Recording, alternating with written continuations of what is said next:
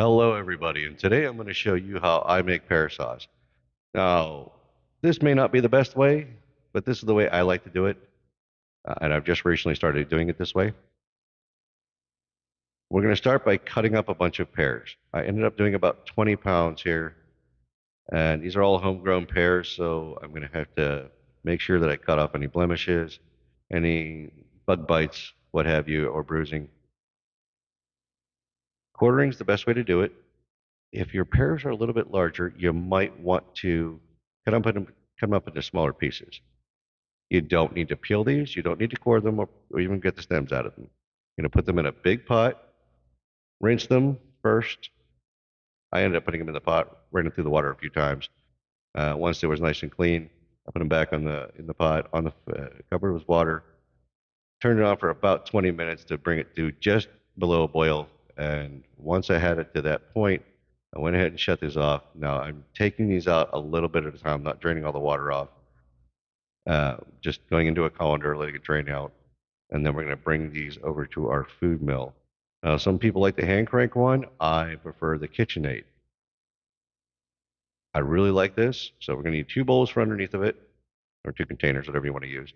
One is going to be for our sauce, and the other is going to be for the garbage left behind. My only complaint with this particular food mill is the size of the hopper. Because it is generally used for meat, the hopper is pretty small. I tried doing it the way I would normally do that, but it didn't really work out that well. I found it much easier to just pick them up by hand and put them in one at a time, and that went really smoothly. Uh, the other thing is make sure your bowl is the right size because if it's too big, you're going to end up with leavings falling back into your sauce, and you don't want that to happen, which had started happening to me as I was doing this, as this was the first time I was using this particular food mill. Uh, but as you can see, this is a way easier than doing it the traditional way, where you would peel each one and core them and cut them up into pieces before cooking them. Now, the reason we brought them up to a near boil was just to soften them up to run them through this.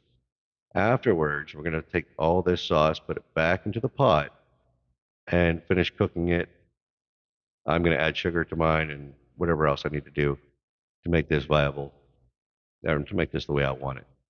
You can do whatever, however you want with it after that. I'm just showing you how to make the sauce. And you can see there, I dropped a little piece of the leavings into the bowl, so I'll have to get that out. Again, very easy method.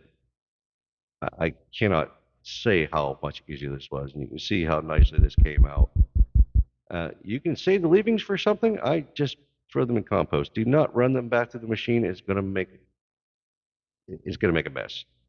You're not going to get more out of it. Nothing worth taking. So I would just take those leavings and toss them in the compost, and do whatever you want with your sauce after that. You want to finish cooking it, or just serve it as is, or freeze it, however you want to do it. I'm actually taking mine and putting it in the freeze dryer to make squares of pear and pear powder, which I can use for other things.